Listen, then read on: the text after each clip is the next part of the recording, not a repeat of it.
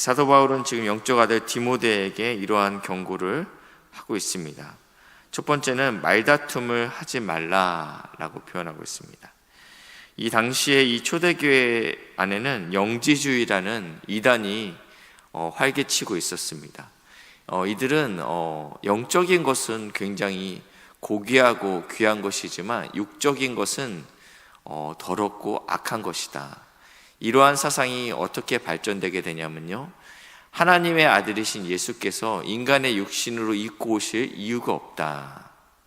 그분은 굉장히 거룩하신 분이기 때문에 인간의 육을 입어서는 안 된다. 이것이 영지주의의 핵심이었습니다. 오늘 본문에서도 나오지만 그렇기 때문에 예수님께서 십자가에서 돌아가신 것은 어떠한 인간의 육체가 정말 십자가에 매달리는 것이 아닌 어떠한 영적인 현상으로 바라봤습니다. 이러한 이분법적인 생각들, 영적인 것들은 귀하고 육적인 것은 악하다라는 생각들이 지금 이 시대에도 그대로 있습니다. 목회자의 일들은 굉장히 선하고 하나님이 받으실 만한 것이지만 성도들의 일삼의 삶에서 감당하는 직장은 이것보다는 덜 선하다라는 것이 영지주의입니다.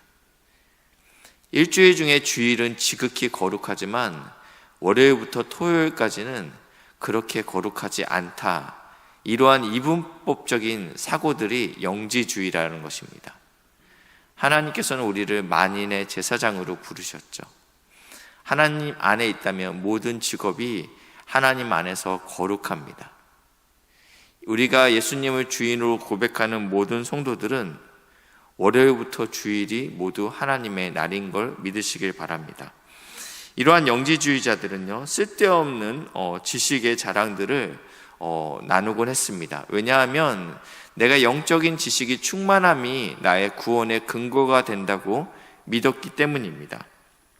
그렇기 때문에 성경에 있지 아니한, 성경에서 이야기하지 아니하는 그러한 어떤 신화와 끝없는 족보에 집착했다. 디모데전서 1장 4절에 기록되어 있고요. 그래서 지금 여기서 말다툼이라는 것은 그러한 끝없는 족보, 파도 우리가 완전히 깨달을 수 없는 그러한 것들에 집착하고 있는 상태를 말하고 있습니다. 이러한 것들에 집착하지 말고 함께 말다툼하지 말라. 왜냐하면 이는 유익이 하나도 없고 도리어 듣는 자들을 망하게 함이라. 이러한 답이 정해져 있지 않는 것들에 대해서 집착하다 보면 어떠한 영적인 유익도 없고 결국은 이것 때문에 망하게 된다. 그러면서 너는 진리의 말씀을 옳게 분별하여 부끄러울 것이 없는 일꾼으로 인정된 자로 자신을 하나님 앞에 드리기를 힘쓰라. 여기서 옳게 분별하여 라는 표현이 나와 있는데요, 이것은요 정확히 자르다 라는 의미가 있습니다.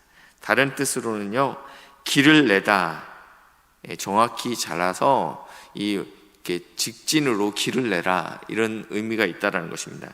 신약에는 여기만 쓰여 있고요, 구약에는요 이 히브리 성경을 헬라어로 번역된 70역에는 이렇게 쓰여 있습니다. 같은 단어가 두 번 쓰여지게 되는데 둘 다 잠언에 쓰여 있는데 잠언 3장 6절만 제가 읽어드리겠습니다. 범사의 그를 인정하라. 그리하면 내 길을 지도하시리라. 지금 여기서 말하는 이 옳게 분별하다라는 것은 내가 하나님을 모든 일에 인정하게 되면 하나님께서 내 길을 인도하시겠다, 내 길을 내시겠다라는 의미가 담겨져 있습니다. 똑바로 내시겠다라는 의미가 담겨져 있습니다.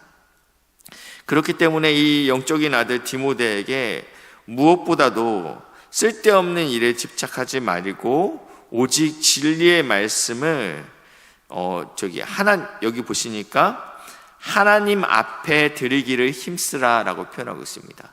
그러니까 이 옳게 분별하는 일, 진리로 길을 닦는 일은요, 그 결국은 무엇이냐면 그 영혼을 하나님 앞으로 인도하는 진리라는 것입니다. 쓸데없는 진리가 아닌, 우리에게 무거운 짐을 지워주는 진리가 아닌 이 진리의 말씀은 우리의 영을 결국 하나님 앞에 서게 만드는 그러한 길을 만드는 진리라는 것입니다. 이 일에 부끄러울 것이 없이 일꾼으로 인정된 자로 자신을 하나님 앞에 드려라.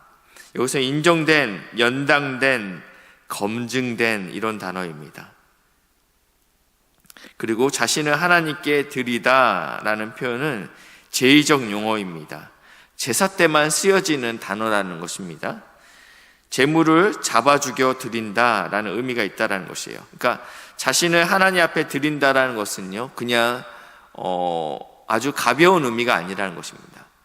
내가 하나님 앞에 온전히 몰두한다, 내가 하나님께 나의 전부를 나의 자신을 죽여가면서까지 드린다라는 아주 그런 심각한 의미를 담고 있습니다. 16절인데요.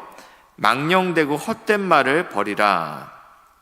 여기서 말다툼을 일으키는 그러한 것들이죠. 망령되고 헛된 말을 버리라. 이러한 것들은 어떻게 되냐면요. 첫 번째는 말다툼을 만들고 듣는 자를 망하게 만들죠. 두 번째는요. 이러한 것들은 17절인데요. 이들의 말은 악성 종양이 퍼져나감과 같다라고 표현하고 있습니다.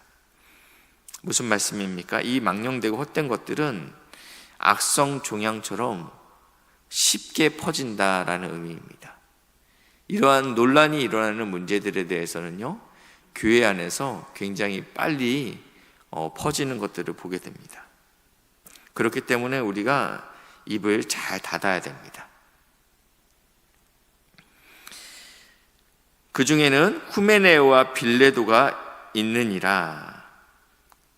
그리고 그들은 어떠한 사람들이었냐면, 이 두 사람은요, 진리에 관하여는 그들이 그릇되었도다.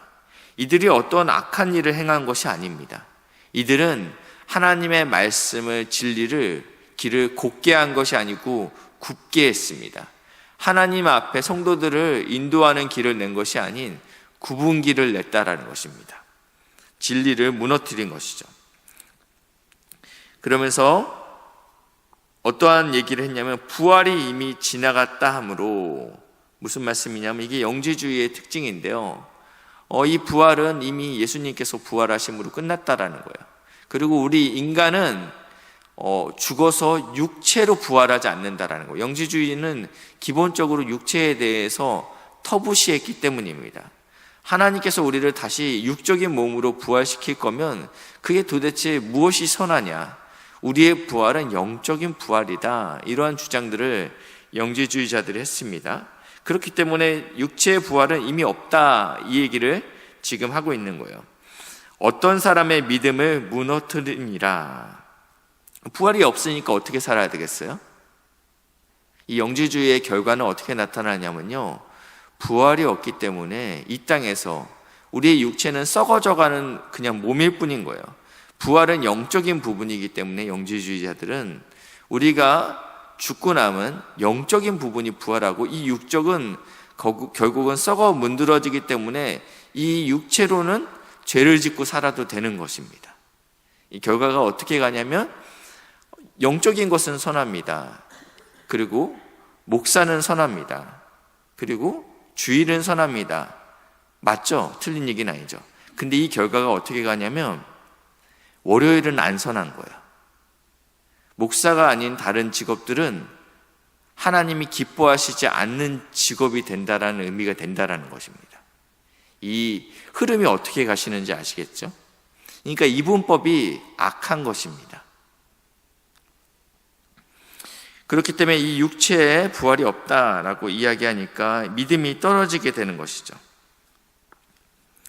19절입니다. 그러나 하나님의 견고한 터는 섰으니 인침이 있어 일렀으되 주께서 자기 백성을 아신다 하며 또 주의 이름을 부르는 자마다 불의에서 떠날지어다.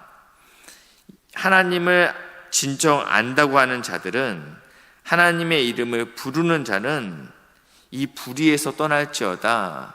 왜냐하면 육체는 악한 것이니까 막 굴려도 된다라는 이 영지주의의 사상이 있었기 때문에 막 사는 것입니다. 근데 하나님 안에 있는 자들은 반드시 불의에서 떠나야 된다. 육체의 삶도, 월요일부터 토요일까지의 삶도 그리고 일상의 직업의 삶도 하나님 안에서 받으실 만한 삶을 살아내라 라고 이야기하고 있다는 것입니다. 그러면서 이제 20절부터는 그릇에 대한 이야기가 나옵니다. 큰 집에는 금 그릇과 은 그릇뿐 아니라 나무 그릇과 질 그릇도 있어 귀하게 쓰는 것도 있고 천하게 쓰는 것도 있느니라. 이것만 보면 우리가 금수저, 은수저, 흙수저 이야기가 떠오르는데 하나님 나라에도 이러한 차별이 있는가라고 생각할 수 있지만 이것은 그러한 의미가 아닙니다. 하나님 나라의 공동체 안에는 분명 용량이 다릅니다. 어떠한 사람은 큰 일을 하는 사람도 있을 수 있고 어떤 사람은 우리가 눈에 보기에는 작은 일을 하는 사람이 있을 수 있습니다. 여기서 포인트는 그것이 아닙니다.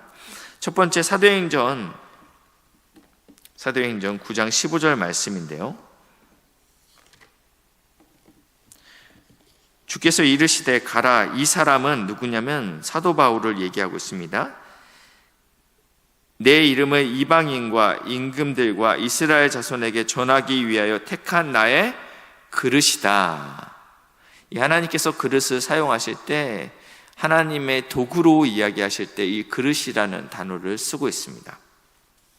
한 군데만 더 보겠습니다. 고린도 후서 말씀인데 고린도 후서 4장 7절 말씀인데요. 우리가 이 보배를 질그릇에 가졌으니 이것은 우리의 육체를 의미하고 있습니다. 이것은 깨어지기 쉬운 그릇이죠. 우리의 육체는 언젠가는 반드시 사그라들고 있습니다. 그렇기 때문에 이것을 질그릇이라고 표현하고 있습니다. 근데 문제는 그 안에 담긴 내용물이 중요하다는 것입니다.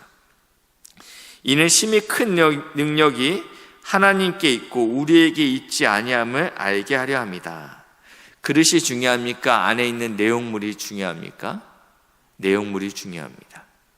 이 질그릇 같은 깨어지기 쉬웠던 이 몸 안에 보배가 감추어졌다라고 표현하고 있습니다. 그러면 그 그릇은 굉장히 귀한 그릇이 되는 것입니다. 그렇기 때문에 우리가 하나님 앞에서 어떠한 모습으로 쓰임을 받느냐는 내가 금그릇이냐 은그릇이냐의 문제가 아니라는 것입니다. 내 안에 무엇이 담겨져 있느냐가 중요하다는 것입니다. 그러면서 21절 그러기 위해서는 반드시 자기를 깨끗하게 하면 귀히 쓰는 그릇이 될 것이다 라고 말씀하고 있습니다. 간혹 어느 날 보면 싱크대에 그릇이 다 나와 있는 것들을 보게 됩니다. 그러면 정작 쓸 그릇이 없어요. 무엇을 먹고 싶어도 설거지하기가 귀찮기 때문에 먹지 않는 경우가 있죠. 그렇기 때문에 반드시 그릇은 깨끗해야 된다라고 이야기하고 있습니다. 그러면서 22절인데요. 너는 청년의 정욕을 피하라 라고 표현하고 있습니다.